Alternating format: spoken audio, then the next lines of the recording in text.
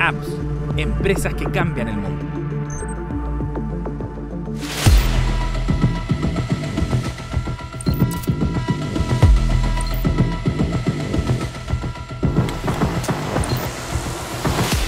Después de más de una década de políticas públicas y programas que han permitido el surgimiento de cientos de startups en nuestro país, ahora viene una etapa distinta para el Estado de Chile en términos de cómo hacer crecer este ecosistema. ¿Cuál? La de resolver aquellos problemas que aparecen como una amenaza y que podrían quizás entorpecer este engranaje que hasta ahora ha ido funcionando bien. Y uno de esos temas tiene que ver con la profundidad del mercado de financiamiento disponible para este tipo de empresas en Chile. Después de más de una década de políticas públicas y programas que han permitido el surgimiento de cientos de startups en nuestro país, ahora viene un desafío importante para el Estado de pensar cuál es la siguiente etapa en este proceso de crecimiento. ¿Cuál es esa etapa? La de ir resolviendo aquellos problemas específicos que pueden ser una amenaza para la expansión de este ecosistema en nuestro país y que eventualmente podrían terminar atascando este engranaje que hasta ahora ha funcionado bien. Uno de ellos tiene que ver con la profundidad del mercado de financiamiento para este tipo de empresas. El gobierno ya tiene un plan para avanzar en este sentido. Bueno, este es el tema que vamos a abordar en profundidad en la entrevista de hoy en el capítulo de Apps junto al ministro de Economía, Nicolás Grau. Bienvenidos.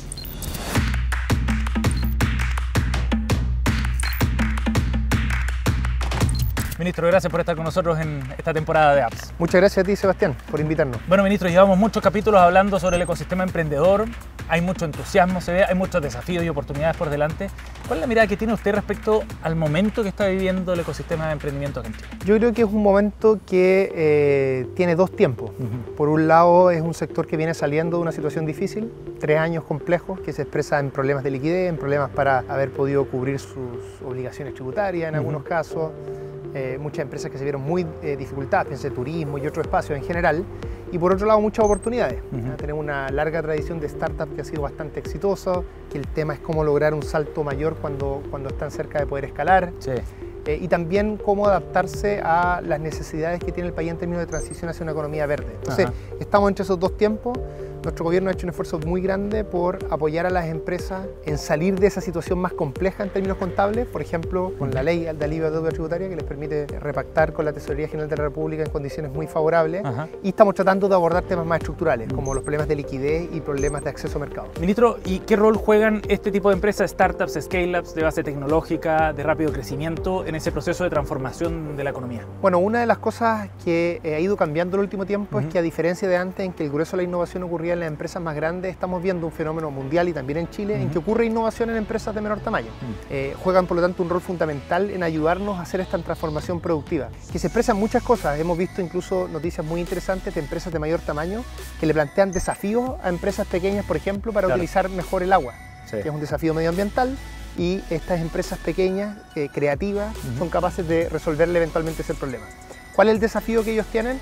Uno de los desafíos importantes que tenemos en Chile es que cuando llegan a cierto nivel y tienen que escalar, no hay una industria de capital de riesgo en Chile con la suficiente profundidad para que puedan tener el financiamiento para ese escalamiento. Y eso es una de las cosas que estamos abordando en un proyecto de ley que prontamente vamos a ingresar. Eso le iba a preguntar, ¿cuál es el rol del sector público entonces en este proceso de crecimiento? Porque en estos últimos 10 años en que ha habido como una especie de boom de startups, Corfo, por ejemplo, ha jugado un rol bien activo. ¿Cuál es el rol ahora en esta etapa de maduración del ecosistema? El rol depende mucho del momento, ¿no es cierto? Del momento de la trayectoria de vida de una empresa. Cuando la empresa está partiendo, hay un rol muchas veces de subsidio. Cuando ya llegan más adelante y el problema allí es escalar y la ayuda tendría que ser mucho mayor, ahí lo que uno necesita es tener acceso a financiamiento. ¿Cuál es el problema que tiene esta empresa? Que son empresas de un alto retorno potencial, pero de mucho riesgo. Entonces lo que uno necesita es tener lo que se llama una industria de capital de riesgo, que lo que permite es distribuir ese riesgo entre muchas alternativas, ¿no es cierto? Entre muchas empresas. ¿Y ese capital de riesgo no está tan maduro todavía? No, a ver, en Chile está maduro en el sentido de que se requiere, pero no está maduro en el sentido de que exista, no hay la suficiente profundidad. Entonces, nuestro proyecto, que siempre uno tiene que reconocer estas cosas, es una idea que se trabajó durante el gobierno anterior, es un proyecto que se denomina de fondos, es una parte de un proyecto de ley que vamos a ingresar prontamente, que lo que hace es que genera un fondo madre, donde Corfo, a futuro otra institucionalidad, meten recursos allí, como el capital, ¿no es cierto? Y además otros actores, entre ellos actores institucionales, meten capital allí, y ese fondo, que es muy grande y que permite distribuir los riesgos, distribuye a fondos más pequeños, que son los que finalmente prestan a estas empresas de menor tamaño o startups. ¿Y qué permitiría resolver como problema que tiene hoy día el mercado de capitales chileno de ese formato? Acceso a mercado financiero para dar ese salto en Chile, que lo puedan dar acá y que no necesiten, por ejemplo, salir a otros países de Latinoamérica más grandes o a Estados Unidos. Y cuando habla de actores institucionales, por ejemplo, ¿quiénes podrían entrar ahí? Fondos de pensiones, por ejemplo. O sea, la idea es que distintos actores que uno llama institucionales puedan efectivamente participar de ese fondo, y ahí uno lo que requiere es generar mecanismos de transparencia, mecanismos además que permitan que el fondo sea suficientemente grande para que se puedan distribuir los riesgos. Cuando se invierte en pensiones, por supuesto que hay que ser muy cuidadoso. ¿Y qué podría significar eso para el crecimiento de las startups? ¿Van a aparecer más startups? ¿Van a ser más grandes? ¿Van a tener un proceso de crecimiento más fácil? ¿Cuál podría ser el resultado? Es más bien las dos últimas cosas, porque Chile ha tenido un proceso muy exitoso de generación de startups. Cuando llegan a cierto nivel, ese proceso de escalamiento es lo que está costando. O sea, la base está construida, digamos. Entonces, yo diría que hay dos cosas que nos debemos preocupar. Una, que no se pierdan estas buenas ideas que necesitan este escalamiento final. Sí. Y por otro lado, creo que también hay un ámbito de justicia acá. Cuando alguien tiene una muy buena idea, las muy buenas ideas están distribuidas a lo largo de todas las clases sociales, digamos, de todos los orígenes, pero los contactos no. Entonces, cuando uno tiene que escalar y tiene que viajar a otro país, tiene que conseguirse un financiamiento para ir a Estados Unidos, conseguir esa ronda, eso es mucho más difícil que lo haga, por ejemplo, alguien de regiones, que tiene una buena idea. Entonces, cuando uno logra también darle más profundidad al capital de riesgo en Chile, no solo va a tener eso un efecto productivo importante, sino también un tema de igualdad, de más igualdad de oportunidades en el país. Ahora, de todas maneras, ministro, esto significa un trabajo público-privado, ¿no? Por supuesto, hay una parte que hace el sector público, que es generar este fondo, poner recursos en darle el capital a este fondo, pero los privados juegan un rol fundamental, y es que son estos fondos más pequeños, que son los fondos que finalmente deciden a quién prestarle y a quién no. O sea, la asignación a último nivel la da el sector privado a través de distintos instrumentos de financiamiento, pero lo que hace el sector público es generar las condiciones para que este mercado tenga la suficiente profundidad y de esa manera pueda distribuir bien los riesgos. O sea, no es el Estado el que va a elegir a los ganadores, en definitiva. No es el Estado el quien define a quién se le da el préstamo, sino que genera las condiciones para quienes van a hacer esa definición tengan la suficiente espalda y la suficiente profundidad en ese mercado financiero para que lo puedan hacer. Es interesante eso porque hay mucha reticencia, es una percepción que tengo yo al menos, del rol que debe tener el Estado en todo este tipo de políticas también. Yo creo que cada vez menos porque esa discusión que teníamos, por ejemplo, hace unos 15 años, cuando Chile discutió la política de clúster, por ejemplo, que implicaba elegir sectores, y fue una política que se hizo durante el primer gobierno de la presidenta Bachelet y que la desechó el primer gobierno del presidente Piñera. Más allá de discutir quién tenía razón en eso, denota ahí una diferencia. Pero ahora no es que estamos eligiendo sectores, ahora nuestro problema es que tenemos objetivos fundamentales, como la carbono neutralidad, y lo que uno tiene que hacer es desarrollar distintas políticas que ayuden a moverse en esa dirección. Por eso que en el mismo proyecto de ley de fondos va a haber otra parte de ese proyecto de ley que vamos a generar una agencia de financiamiento para el desarrollo, que su rol principal va a ser generar instrumentos de segundo piso para la banca, es decir, darle garantías a los bancos para que puedan prestar con menos riesgo a proyectos que ayuden a la transición energética de las empresas. Empresas de todos los tamaños, aquí hay que apoyar sobre todo a las empresas más pequeñas y a las empresas medianas que les cuesta más acceder a ese financiamiento para esa transición. ¿Cómo se superan esas desconfianzas que a veces surgen de este tipo de diseño, ministro?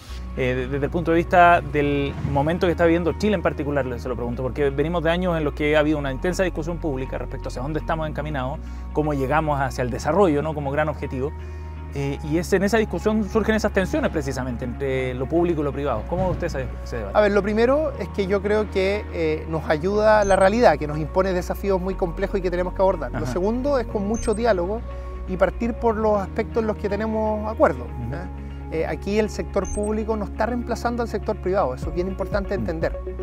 Los bancos, en toda esta apuesta que vamos a hacer, no es que dejen de tener un rol, sino que van a tener un rol mayor que antes, porque van a hacer más préstamos de los que hacían antes, pero con estos mecanismos de garantía les vamos a permitir prestar en sectores y en industrias que todavía tienen un riesgo mayor. Entonces tú con las garantías les reduce el riesgo y les permite que ellos presten a más empresas. Entonces esto, en vez de hacer una disputa entre esta agencia pública y los bancos, es un trabajo mancomunado para que los bancos puedan hacer más préstamos que nos ayuden a hacer esta transición. Ministro, recién hablábamos del rol de Corfo también, el rol que ha tenido en este crecimiento del ecosistema en los últimos 10, 15 años y que ha sido clave. ¿Cuál es la proyección que se hace ahora de Corfo, a partir de ahora con el estadio en el que está el ecosistema? Bueno, Corfo, primero una agencia fundamental en nuestra tradición. Siempre ha estado liderando distintos ámbitos y sin ir más lejos, las dos industrias en las que estamos, no a propósito de este gobierno, sino hace ya bastante tiempo, haciendo un esfuerzo importante como país y jugando nuestras fichas más importantes, que son el litio y el hidrógeno verde. Corfo tiene un rol fundamental en ambos. En el litio lo tiene hace mucho tiempo y en el hidrógeno verde ha hecho distintas cosas. Por ejemplo, ha tenido el rol fundamental de articular lo que se llama el facility, que es cuando distintos inversionistas, principalmente extranjeros, el Banco de Desarrollo Europeo, el Banco de Desarrollo Alemán, el BID, el Banco Mundial, están prestando plata allí a este facility, que después Corfo arma. El facility es como un paquete de distintas fuentes de financiamiento que después permite financiar proyectos de inversión, en este caso para el hidrógeno verde. Entonces, quien hace esa articulación, por ejemplo, la hace Corfo. Entonces, Corfo tiene una tradición de apoyar empresas de menor tamaño, de esto de startup, que ya lleva más de una década, pero también tiene un rol en esta transformación productiva asociado a estos grandes sectores industriales que estamos empujando como país. Va a seguir siendo protagonista entonces. Absolutamente. Ministro, gracias por estar con nosotros aquí en Apps. Muchas gracias, Sebastián. Apps, empresas que cambian el mundo. Apps, empresas que cambian el mundo.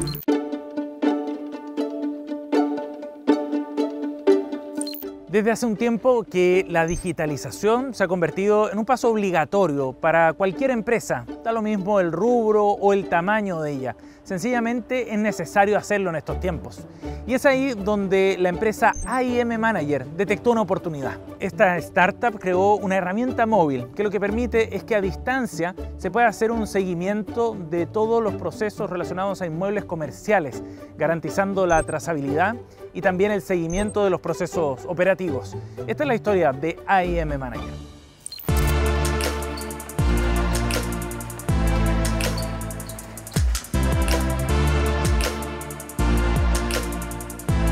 Antiguamente era a través de radio, a través de planilla Excel, a través de WhatsApp, a través de cualquier medio que nos comunicara con la persona encargada del área. Yo estoy a cargo de, aparte de la mantención, de la empresa de seguridad, de la empresa de aseo y de todos los incidentes que ocurran dentro del centro comercial. A veces se echa a perder una luz, a veces se echa a perder la pata de una silla. Ahora, imagínense que un centro comercial es 1000 veces más grande y quedan embarradas ya no con un baño, sino que con 50 baños, con 50 tiendas, miles de ampolletas, escaleras mecánicas, ascensores, proveedores, inquilinos, etcétera, etcétera. Entonces, llevar solamente las mantenciones de eso y los reclamos de los diferentes habitantes de esta casa es un trabajo de tiempo completo. Ahora imagínate todo hablándote por mail, por teléfono, repitiéndote los temas cada vez que no está listo. Te llama después tu jefe, tu cliente interno. En verdad es un trabajo muy estresante. Antiguamente teníamos planillas Excel donde llevábamos toda la información.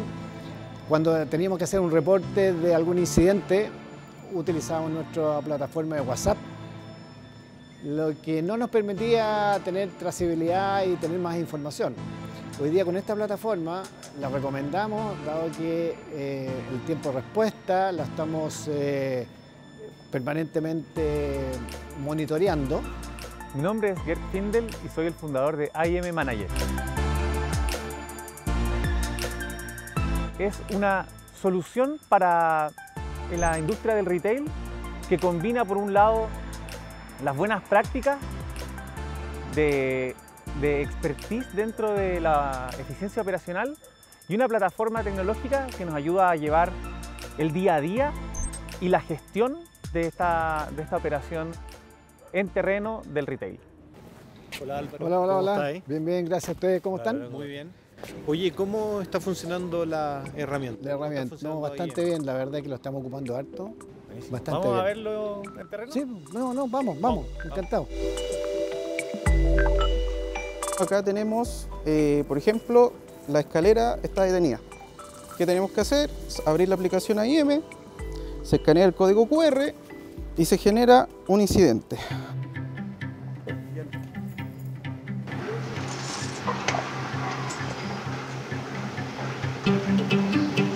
Soy Sebastián Araya y soy el gerente general de AIM Manager. Yo vengo del mundo del retail. Durante 25 años antes de entrar a AIM, yo, operé centros comerciales, tiendas de grandes superficie y en general el uso de la tecnología en estos formatos era muy bajo, ¿ya? Todo se hacía con lápiz y papel, todo se hacía en planilla Excel y para darle trazabilidad y seguimiento no a una operación, sino a muchos locales o a muchos centros comerciales, tú quieres estandarización. La aplicación funciona en base a 4 verticales, ¿ya? Una vertical es eficiencia operativa, la segunda vertical es comunicaciones, la tercera vertical es mantenimiento y control de activos y una en particular que funciona muy bien para el tema de centros comerciales es control de acceso de proveedores externos. Hay una parte importante que es resolverle un problema a alguien, que yo creo que nuestro ADN parte de ahí, que somos gente que le gusta solucionar problemas que de verdad vemos, que esa persona de verdad pueda tener esa hora libre hoy día porque el trabajo de la parte de digitalización ya quedó hecho en terreno, en el momento que se tenía que hacer y los problemas se solucionaron antes y devolverle un poco de vida a la gente también está buenísimo. Tiempo, sobre todo en orden. Nos mantiene bien ordenado lo que son las mantenciones, todos los equipos, todos los sistemas que funcionan a diario dentro del centro comercial. Es más rápido y llega la información a quien corresponde y no hay puentes ni lazos entre quién tiene que solucionar y quién tiene que participar en el incidente. Llegó una notificación. Un incidente.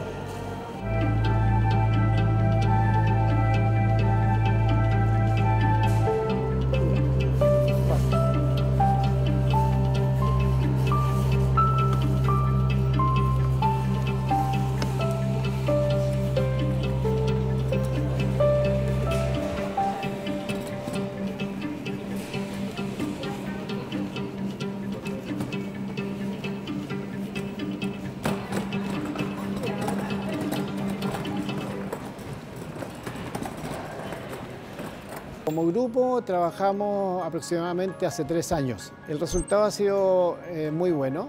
Hoy día tenemos trazabilidad en todos sus aspectos de los eventos que estamos permanentemente diseñando. La herramienta lo que te permite es generar información del equipo interno de la instalación hacia equipos externos y te permite dar tiempos de respuesta, soluciones, o sea, una infinidad de cosas que te ayudan en la operación del día a día. La suerte que tuvimos es que nosotros partimos con un operador desarrollando sus necesidades, porque el problema de uno es el problema de todos. No hay miles de centros comerciales en Chile, entonces también hay que el nicho que elegimos nos obligó a salir de Chile muy temprano. Estamos en México, estamos en El Salvador, estamos en Colombia, estamos en Perú, estamos en Argentina y estamos en Chile.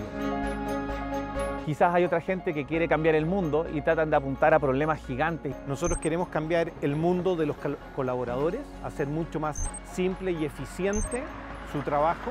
Queremos cambiar la relación del operador con el usuario, con el cliente. Nuestro desafío está en seguir creciendo, en seguir mejorando nuestra herramienta, en seguir teniendo tecnología de punta y en mejorar la calidad de vida de las personas.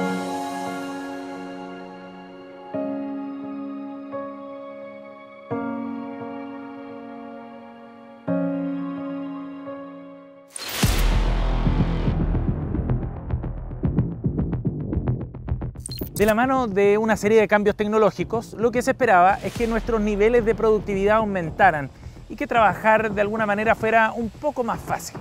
Pero ha ocurrido un fenómeno inverso muy interesante. Estamos trabajando más de lo que lo hacíamos antes. Nuestro columnista Tomás Sánchez, desde Londres, nos va a contar más. Hola, ¿cómo están? Esta semana vamos a hablar de inteligencia artificial, pero hablando de productividad. Dejemos de lado por un segundo todos esos escenarios distópicos y la Matrix haciéndose cargo del planeta y pensemos si es que efectivamente la inteligencia artificial puede ser usada para nuestro bienestar. Oye, yo por eso siempre cuando hablo con ChatGPT le digo todo con por favor y gracias, porque por último, si es que mañana en verdad se hacen cargo del mundo, que se acuerden que uno era respetuoso con ella. Hoy día los algoritmos generativos están ayudando a los periodistas a poder escribir artículos mucho más rápidos. Están ayudando a los analistas financieros a poder hacer proyecciones sobre compañías o bonos de una manera mucho más precisa. Toda esta nueva tecnología, ¿cómo nos va a hacer la pega más fácil? Igual hice el guión de este capítulo con ChatGPT. Si el día de mañana tienes un asistente virtual o una aplicación que te permite hacer tu trabajo de manera mucho más fácil y rápida, ¿qué vas a hacer? ¿Vas a trabajar más o menos? Lamentablemente, la historia nos dice que más. Trabajo muy duro, como un esclavo. En el año 1900, todos los economistas estaban discutiendo qué iban a hacer los humanos con el tiempo libre, porque ellos estaban viendo cómo en la mitad de la revolución industrial, lo que antes tomaba meses eran capaces de hacerlo en días. Y lo que tomaba días lo hacían en horas. Así fue como Cyril Parkinson, en su célebre frase, expuso que el trabajo se demora en ejecutarse todo el tiempo disponible que tiene para ello. Y es que si tú te planteas ordenar tu pieza en una semana, probablemente una semana te vas a demorar. Pero si piensas que puedes hacerlo en una hora será suficiente. Cuando tienes 40 horas laborales, las terminas usando todas. Y si el día de mañana, por un nuevo proceso o una nueva tecnología, logras hacer el mismo trabajo solamente en 20 horas, te vas a encontrar pega para esas otras 20 que podrías haber estado disfrutando como ocio o tiempo libre. Si está buscando el tipo de empleado que aguanta abusos, nunca trata de defenderse, yo soy el indicado. Todo esto lo deberíamos meter en un capítulo de En su propia trampa. Te pillamos, pues, compadre. ¿Qué es lo que nos está previniendo de poder tener más tiempo libre? Primero, tiene que ver con las normas sociales y legales. Tenemos un arreglo contractual, social y legal en torno a trabajar 40 horas, 5 días a la semana. Y si el día de mañana a ti se te ocurre trabajar día por medio, trabajar de noche, ¿le vas a generar un problema a tu empresa? Porque va a tener un montón de dificultades legales para tener que ajustar los contratos.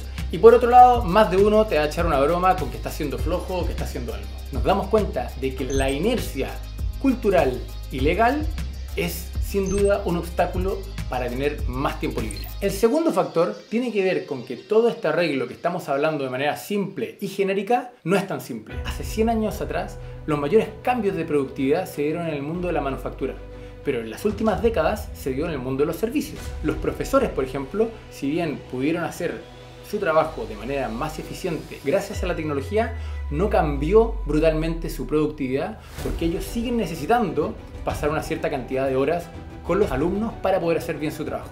Toda esta distribución desigual no permite de que tengamos de la noche a la mañana un nuevo arreglo social en torno al tiempo libre. Y el tercer factor es lo que se suele llamar la trampa de la productividad. Y en la medida que más produces y más ganas, más consumes también. Yo creo que acá la ambición mató al gato y nos va a matar a todos nosotros porque estamos en esta ruedita del hámster donde no queremos parar de comprar. El mercado laboral, como todo mercado, funciona en la medida de que se calza la oferta con la demanda. Y si bien estamos todos nosotros hablando de empezar a ofertar menos horas, lo que pasa en la realidad es que cuando sale la demanda, es decir, salen las empresas a buscar trabajadores, se encuentran con una tremenda oferta laboral que quiere trabajar 40 horas. Todos en privado decimos que queremos trabajar menos, pero cuando vamos a una entrevista de pega decimos que queremos trabajar más. Caput, nos estamos haciendo trampa. Ningún trabajo es malo, señora. Lo malo es tener que trabajar. Sin duda hoy día podríamos trabajar menos con el nivel de productividad. El problema es que vamos haciéndonos más productivos y nos vamos acostumbrando a tener un estándar de vida cada día mayor. ¿Qué vamos a hacer con estos tremendos aumentos de productividad que se vienen? ¿Vamos a trabajar más y consumir más? ¿O vamos a mantener nuestro estándar de vida pero siendo más productivos? Vamos a lograr trabajar menos y poder de alguna manera capturar ese bienestar. Les dejo la pregunta y nos estamos viendo la próxima semana. Gracias por acompañarnos en este nuevo capítulo de Apps. Recuerda que puedes visitar nuestro sitio web cnnchile.com y también nuestras redes sociales y las de Endeavor para revisar el contenido de este programa. Nos vemos a la próxima. Apps, empresas que cambian el mundo.